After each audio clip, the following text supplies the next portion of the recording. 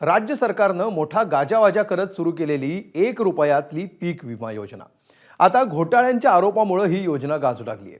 कृषी मंत्री माणिकराव कोकाटेंनी पीक विमा योजनेमध्ये भ्रष्टाचार झाल्याची कबुली तर दिलीच, शिवाय कुठल्याही योजनेमध्ये 2 ते 4% भ्रष्टाचार होतो असं धक्कादायक विधान देखील बिनदिक्कतपणे केलंय। भ्रष्टाचार झाल्याचं मान्य करताना योजना बंद करणार नसल्याचंही त्यांनी म्हटलंय। तसंच जर पीक विमा योजनेबाबत काही बदल करायचे असतील तर त्याचा अभ्यास करू आणि तत्काळ कॅबिनेटमध्ये हा विषय मांडू असंही कृषी मंत्र्यांनी म्हटलंय। दरम्यान भाजप आमदार सुरेश धस यांनी 350 कोटींचा पीक विमा घोटाळा झाल्याचा आरोप केला होता।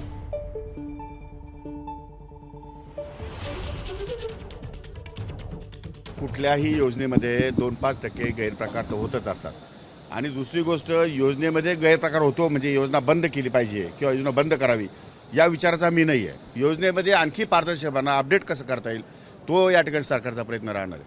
सर, हे कोणत्या कालावधीतले पीक विमे जे आहेत हे 23-24 आहे आणि त्यामुळे पुढच्या कालावधीत पुढच्या कालावधी मार्च 1 पर्यंत अग्रिस टॅक्सच्या माध्यमातून सगळे शेतकरी इंटरनेटने कनेक्ट होणार आहे आमच्याबरोबर, त्यामुळे त्याच्यामध्ये पारदर्शकता निर्माण होईल आणि त्यानंतर पुढे भ्रष्टाचार होणार नाही। तर कृषी मंत्री माणिकराव कोकाटेंनी योजनेतल्या भ्रष्टाचाराबाबत केलेल्या वक्तव्यावरून राष्ट्रवादी काँग्रेस शरद पवार पक्षाचे आमदार जितेंद्र आव्हाड यांनी हल्लाबोल केलाय। उघडपणे भ्रष्टाचाराला पाठिंबा देणारे हे पहिले कृषी मंत्री आहेत असं म्हणताना सरकारच्या बजेटपैकी 4% बाजूला काढले तर एका खात्याचं बजेट निघेल असा टोलाही त्यांनी लगावलाय। आताचे कृषी मंत्री म्हणतात की 4%चा भ्रष्टाचार हा तर असतोच सगळ्या योजनांमध्ये। म्हणजे माननीय कृषी मंत्री हे राजमान्यता देत आहेत की असतोच, होणार। एवढा असा उघडपणाने भ्रष्टाचाराला पाठिंबा देणारे हे महाराष्ट्रातले पहिले मंत्री। होणार भ्रष्टाचार, 4% मान्य आहे। अहो, तुमचं बजेट कितीच आहे बघा आणि त्यांचे 4% बाजूला करा, एका खात्याचं बजेट निघेल त्याच्यात। तर कृषी मंत्री माणिकराव कोकाटे यांच्या विधानावरून विरोधकांनी जोरदार हल्लाबोल केलाय। भ्रष्टाचाराला पाठिंबा देणाऱ्या माणिकराव कोकाटेंची अजित पवार हकालपट्टी करणार का असा सवाल सुषमा अंधारे यांनी केलाय। हा एक धक्कादायक प्रकार आहे की झिरो टॉलरन्स असला पाहिजे भ्रष्टाचारात।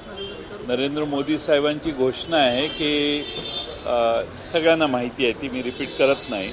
झिरो टॉलरन्स करप्शनच्या बाबतीत जर असेल तर 2-4% आपण भ्रष्टाचार आहे हे कबूल करतो किंवा होऊ शकतो असा अनुमान काढू शकतो आणि त्याकडे फार विशेष आश्चर्याने बघत नाही। याचाच अर्थ भ्रष्टाचार किती खोलवर गेला हे आपण सगळ्यांनी लक्षात घ्या। 2-4% भ्रष्टाचार जर मंत्री महोदयच कबूल करत असतील तर 10-12% आरामात हा पोचला असेल असं गृहीत धरायला हरकत नाही। ज्या पद्धतीने कोकाटे सांगताहेत की कुठल्याही योजनेमध्ये 2-5% घोटाळा होतच राहतो, याचा स्पष्ट अर्थ घोटाळ्याची कबुलीच माणिकराव कोकाटे देत आहेत। शिर्डीच्या अधिवेशनात सन्माननीय अजितदादा असं म्हणाले की ज्याच्या कुणामुळे पक्षाची बदनामी होऊ शकते, भले तो नेता असो कार्यकर्ता असो, आम्ही त्याची हकालपट्टी करू। दादा, माणिकराव कोकाटेंनी स्पष्टपणे कृषी खात्यातल्या घोटाळ्याचा कबुली जबाब दिलेला आहे। यावर आपलं काय म्हणणं आहे ते आम्हाला जास्त महत्त्वाचं आहे।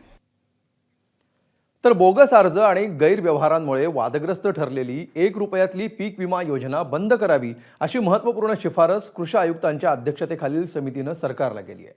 ओडिशा सरकारनं गैरव्यवहारांनंतर ही योजना बंद केली होती। या पार्श्वभूमीवर महायुती सरकार कोणता निर्णय घेतं हे पाहणं महत्त्वाचं ठरणार आहे। बीड जिल्ह्यामध्ये सर्वाधिक बोगस अर्ज आढळले, त्यापाठोपाठ परभणी आणि नांदेडमध्ये बोगस अर्ज आढळून आले।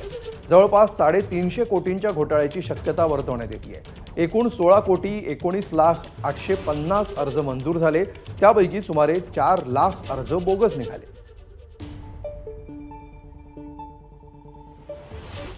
दरम्यान या पीक विमा योजनेवर सत्ताधारी भाजप आणि विरोधात असलेल्या राष्ट्रवादी शरद पवार पक्षानं काय प्रतिक्रिया दिली आहे पाहूया। उद्या शेतकऱ्यांना 4 पैसे जास्त जात आहे म्हणून काही लोकांच्या पोटात दुखायचं का? तुम्ही 1 रुपयाच्या पीक विम्यामध्ये एखाद्या गावात एखाद्या ठिकाणी जर गैरप्रकार झाले असतील तर त्याला कडक शिक्षा करा। हा काही मार्ग नाही आहे की सर्व पीक विमा हा विषयच बंद करायचा। मला वाटतं की हे योग्य होणार नाही। त्या शेतकऱ्याला हार्वेस्टरमधून पैसे काढणे, पीक विम्यातून पैसे काढणे, त्याला हमी भाव न देणे, त्यांनी शब्द दिला होता की सरसकट कर्जमाफी करून 7/12 कोरा करू, हे तुमच्या चॅनलवर मी पाहिलेलं आहे. त्यामुळे असे खूप गंभीर प्रश्न, आव्हानं राज्यासमोर, देशासमोर, शेतकऱ्यांसमोर आहेत. एबीपी माझा, उघडा डोळे बघा नीट.